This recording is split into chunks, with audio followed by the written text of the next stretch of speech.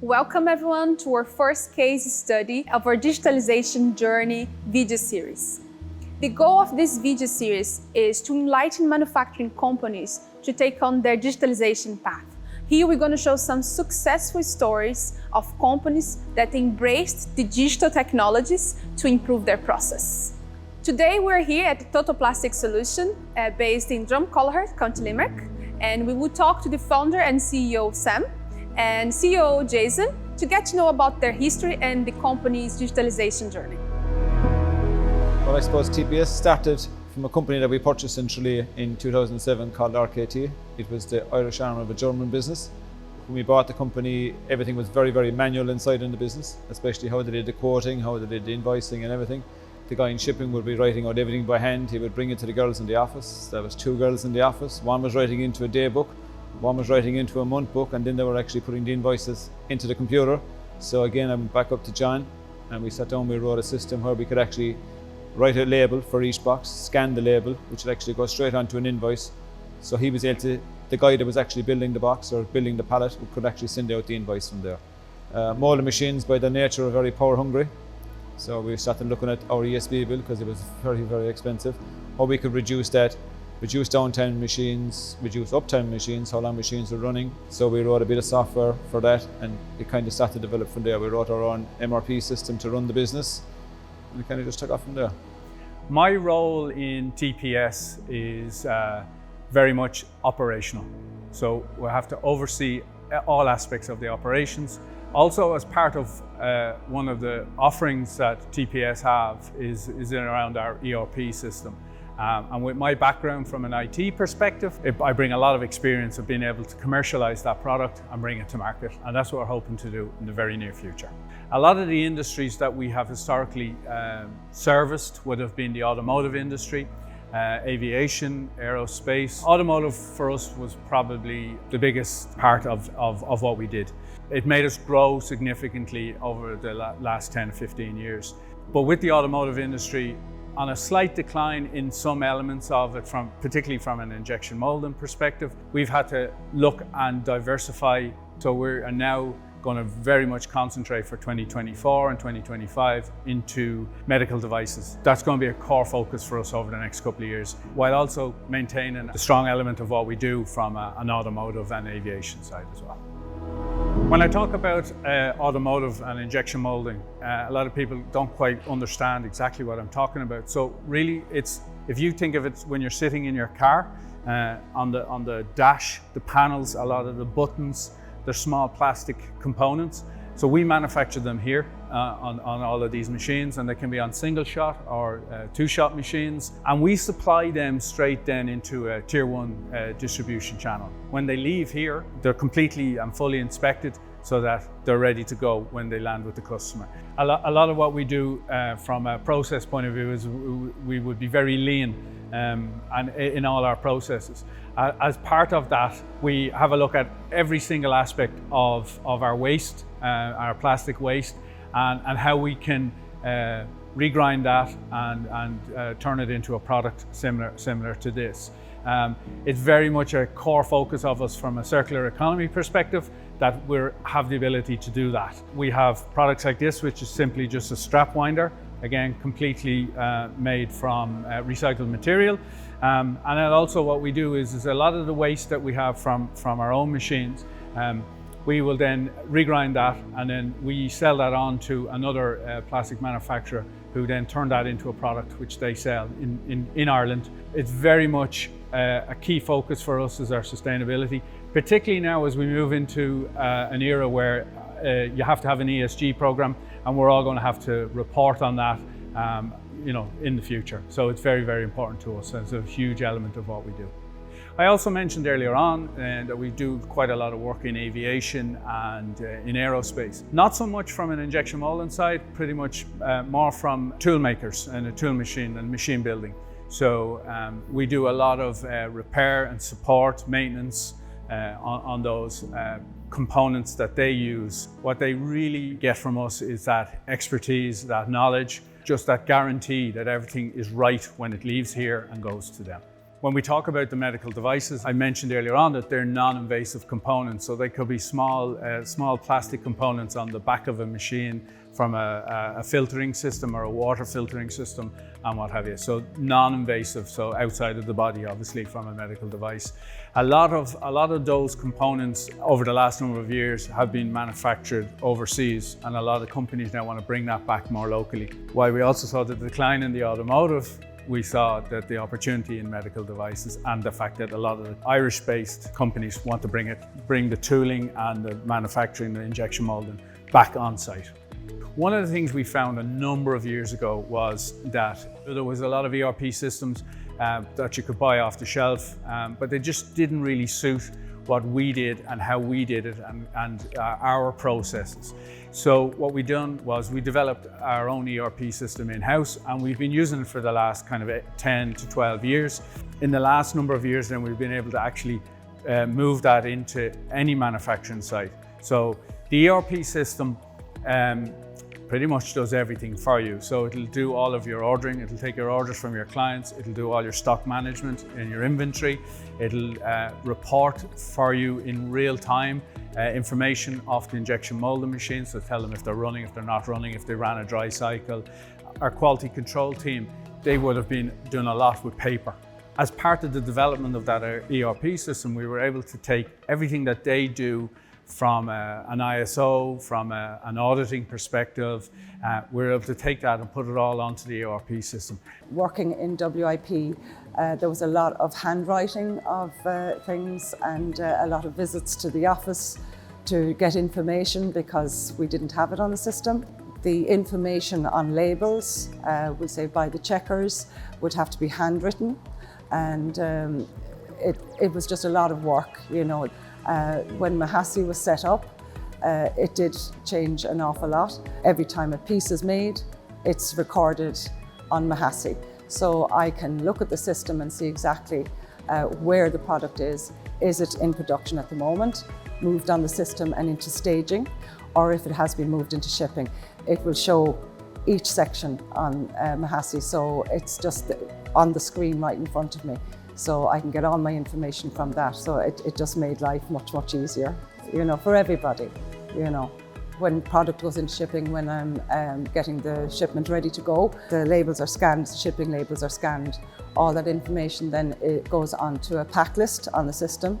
It's much more efficient now, as I said. Once that pack list is done, click of a button, it goes as an invoice to the customer and they get their email information as well. On our labelling system, we are now able to put all the information that they request on the label.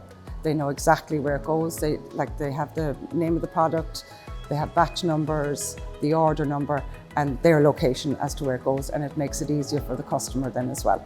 We've also developed an IDSR, which is an electronic components board, which is an intelligent board, and we've been able to turn that into a digital twin, and it actually will pull all the data off the machine and give us far more data in real life. We can present that back and give you the information, give us the information that we need in real time to make us very, very efficient. We've progressed that even more in the last number of months. That digital twin now is going to get so much more advanced. It'll allow us to do scheduling. So for example, if you wanted to turn on a machine, historically an operator or a setter would go up to the machine, press a button, and all of the utilities connected to that machine, they'd all come on. But now with the intelligent digital signal reader, the IDSR, we'll be able to control that. Within an hour of putting it on 2 different machines we had a 43% saving on the energy consumption of one machine using the exact same tool. So you can imagine that across the 30 machines we have here in the factory. A huge benefit for companies with the IDSR, and we have seen already ourselves, is being able to monitor that energy consumption within the factory floor.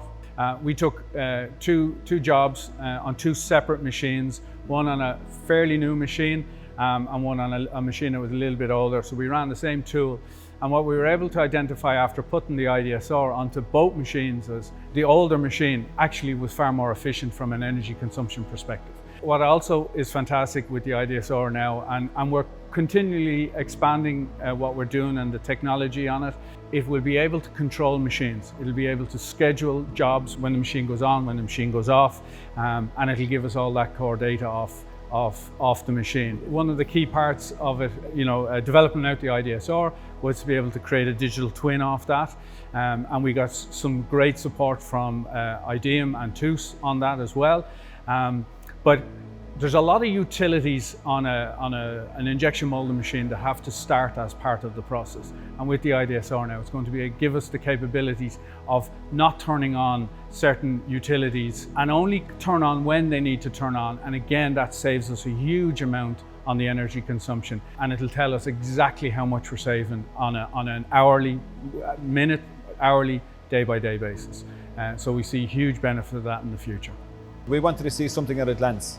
How long the machine is running. The first thing we have is the machine on, is it off? How long it was on for, how long it was off for, how many parts we made. When it is stopped, why was it stopped? Was it a quality problem? Was it a tool issue? Is it training that we need?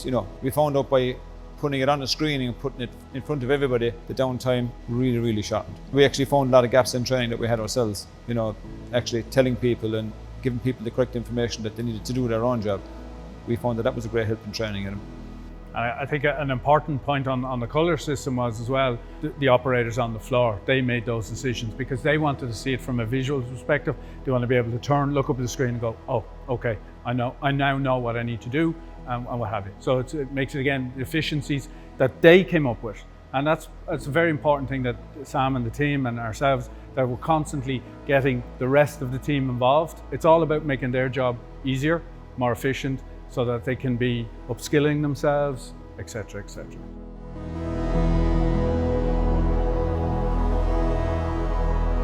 As part of the IDEAM Research Centre, we engage with different manufacturing SMEs in the region and throughout the country. What we try and do is to get a feeling for how a digitalisation project could benefit the organisation the most. So sometimes companies feel that they have an idea of what would work best for them from a digitalization project, and in many cases that's exactly what they need. But sometimes, because we have got experience working in different organizations with different projects, we can bring that experience to the company to get maybe a better benefit for less effort in some of these digitalization projects. A lot of the time what we're trying to do is to reduce manual data collection steps, but a lot of the work we do as well is looking at capturing data directly from machines.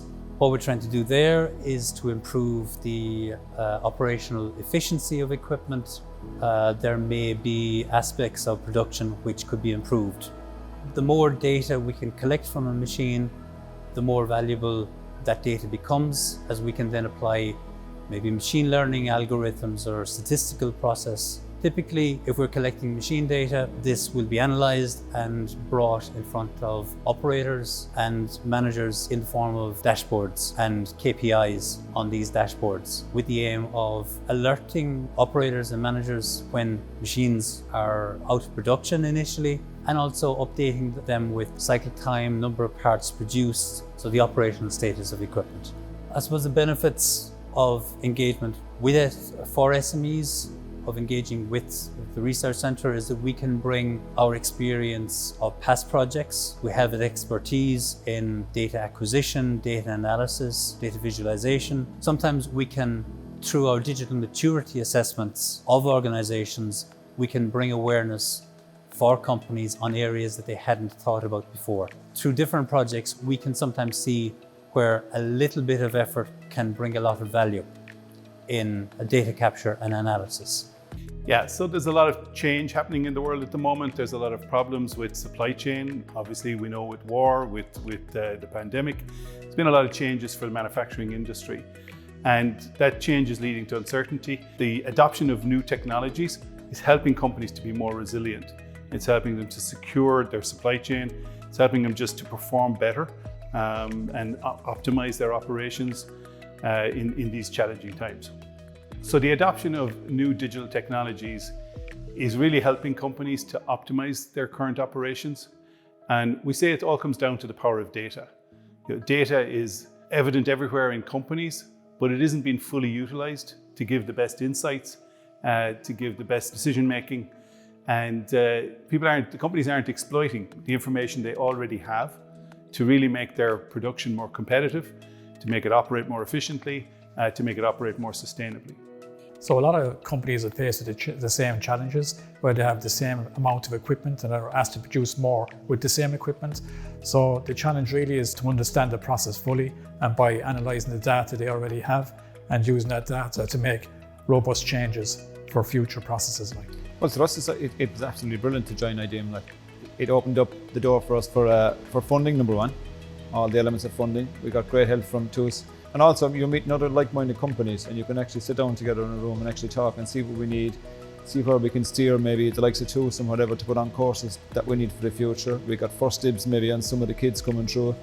You know, can you come out to us? Can we do open days inside? That's a big push for us with IDEAM. Engagement is crucial. The more you engage as a company with the cluster, the more you're going to get out of it. And again, it goes back to the mindset. Be open to collaborate with other companies, with the research centres, with the universities, and create those mutual benefits. Don't be engaging with the cluster just to get benefits just for your company, just to try create mutual benefits for the ecosystem as a whole. We're on this digitalisation path for the last 10 years. And what I would say to newer companies or companies that maybe haven't started down that road yet is, first and foremost, don't be afraid to do it. It's the right way of doing it. It'll make you far more efficient. A lot of people are concerned about the cost. A lot of people are concerned about people's jobs.